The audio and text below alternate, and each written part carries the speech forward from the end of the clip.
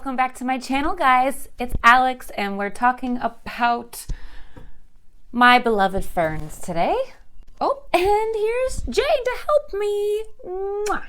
What a good girl. I don't have a lot of ferns. In fact, I feel kind of weird making this video because I only have 4 and 2 of them are in a terrarium. But you know what? We're just going to talk about them anyway. So first up, since I already had it in my hand, oh Jesus, what is this called? Tiger fern, I think. It is a Nephrolopsis exalta or something. I'll put the name on the screens for these because, yeah, not on here. But yeah, this is related to the Boston fern, I believe, which I think those are also Nephrolopsis. Please don't come for me if I'm pronouncing that wrong. I've literally only ever read it. But yeah, so I have this guy, which is beautiful, and it's probably my favorite of my 4 ferns that I have. I have this one, which I dearly love, but it doesn't love me back quite as much as I would like. It does have a few crispy edges. But I think those are all from when I bought it at the nursery, pretty much. A little bit of it might be because it's winter and it's not very happy because it's winter. It does live pretty close to my window right here, which obviously not an ideal spot for plants during the winter because houseplants are tropical and don't generally like weather this cold. And in San Francisco, we're doing the whole atmospheric river thing, which is awesome.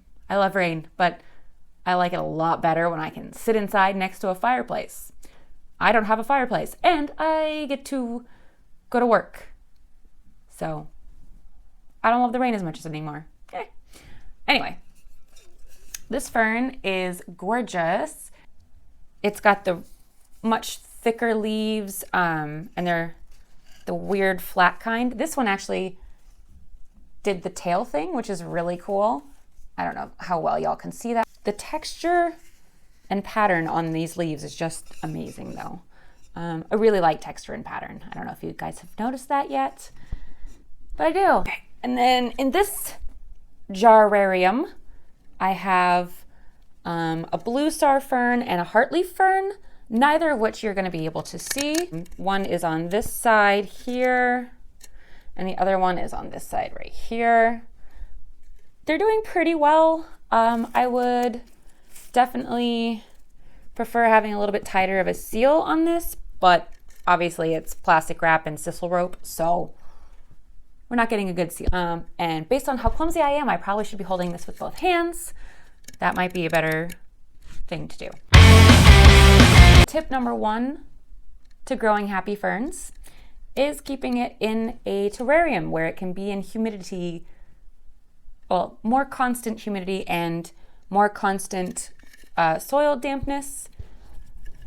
That is a huge help with ferns. These 2 ferns live out in the open. Neither of them seem to be too butthurt about the like 60% natural humidity. It might actually even be higher humidity in here and I don't know it. San Francisco does have pretty high humidity, being surrounded on like 3 sides by water. Go figure. Plus I live within a mile, I think within a mile or 2 of 2 different beaches, so I'm really close to the water. We get a lot of humidity. I do have my humidifier running most of the time because especially now in winter with the heat going, it's definitely it lowers the humidity because the heat dries out the air. Wow, science. Oh, and my humidifier is linked down in the description. I will make a small commission if you use my Amazon link to buy it. That would really help me out. I would be able to make more videos for you guys. I might be able to even make more interesting videos if I can, buy better filming equipment, for example. Tip number 2 is ferns are, for the most part, epiphytic plants, which means they tend to grow on other trees and such.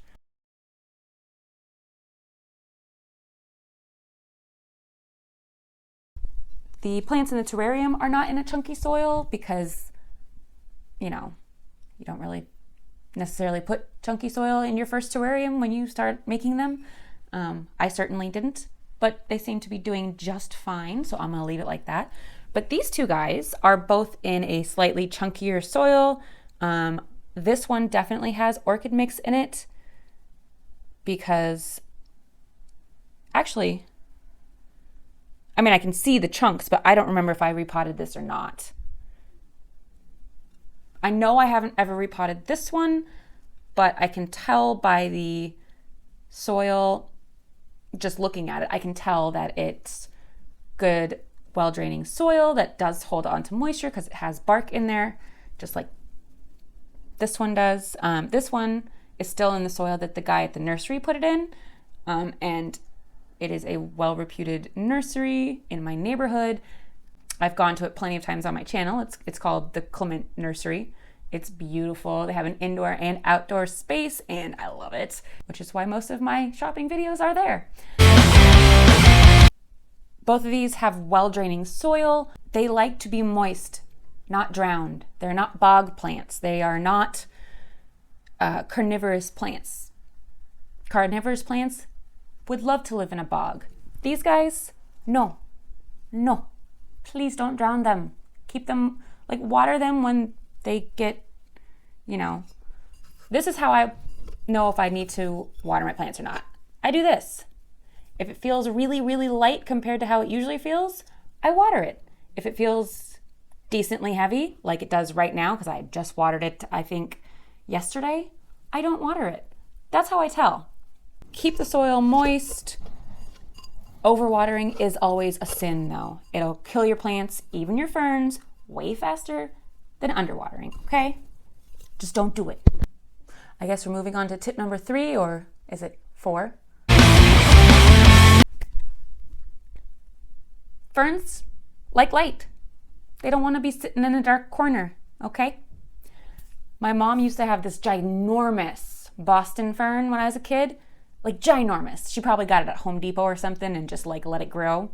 I'll have to ask her. But it was huge. The thing was freaking huge. And, I'm shaking the camera. Sorry. This fern, according to my memory, was huge, and she kept it next to a window. There was a window here and a window here. It was in the corner of a room, if I remember correctly, like this. And I think, if I remember correctly, which I might not, it was either directly in that corner, so a foot from either of those two windows, which means it was getting a lot of light because one of them was a south facing and one of them was an east facing. Either that or it was a little bit further back on the other side of the room, but I think it was in that close to the window's corner. Ferns, they want light. Just like all of your other tropical houseplants, they want more light than you think they do. For example, this one lives right in front of my bird of paradise right here, and it gets all the window light from my bay windows that are behind you guys. This terrarium also lives on the same little bar cart thing that I have the crocodile fern on. I'm really afraid I'm going to drop that thing. This thing lives directly under my grow light that hangs above my fancy plants where my humidifier is.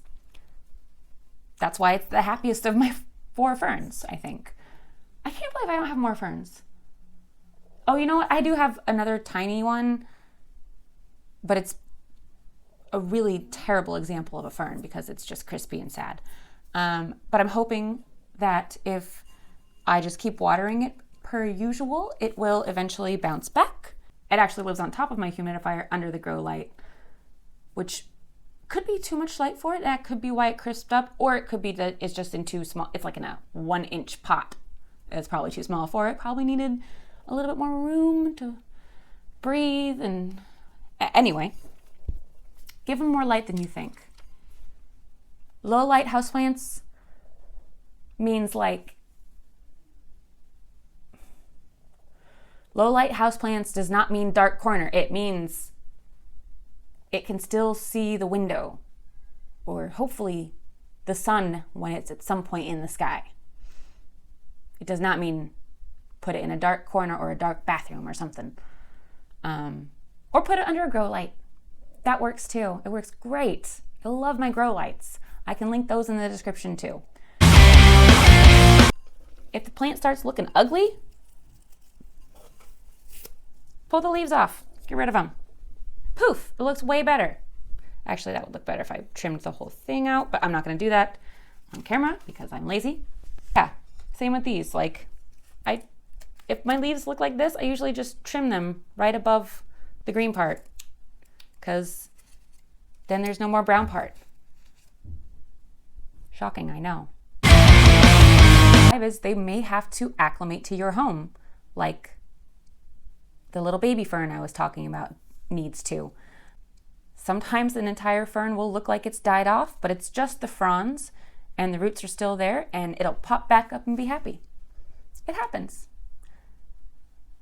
I usually get impatient and throw it away before that point, but that's my failing. It doesn't have to be yours. See, so to recap, well draining soil, keep it moist. Oh, that Boston fern I was telling you my mom had, she watered it with fish poop. My mom would change the water in her fish tank and water all of her plants with it, and they looked beautiful.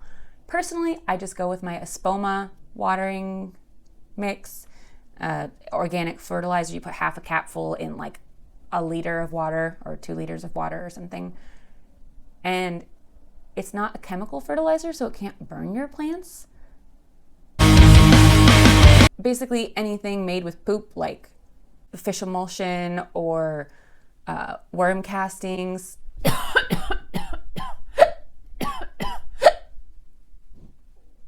Fantastic. Coughing, and I have the hiccups. Anyway, anything made with small animal poos is going to be a slow release fertilizer, essentially, because science. Oh, you guys must think I'm absolutely losing my mind. I'm not, I promise you. I've always been this crazy. I just stopped hiding it, I guess. Anyway, thank you all for watching. Please, please, please, please, please feel free to ask any questions down below in the comments. Give this video a thumbs up. Share it with a planty friend who's struggling with their ferns, and leave a green heart emoji if you don't feel like asking any questions. Love you all, bye! Trying to show you my little blue star fern. He's so cute. That's his best leaf, and then those are the rest of them. This is actually a piece of heartleaf fern here. I'm trying to get out of the way. That bluey sheen is so pretty. I think, wow. Claire from Jungle Haven would love that fern. Personally, I'm more into the heartleaf fern, which is gorgeous, and right here it is growing new baby fern on top of old baby fern leaf. It's so cool. And then I also have in here a bit of ficus repens? No.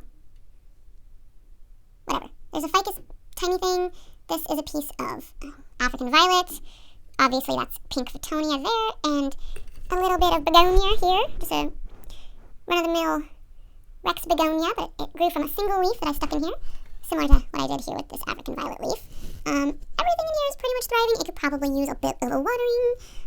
This peperonia, I hope, is not so happy, but I don't really care. I don't like peperonias, and I feel bad saying that, but it's the truth.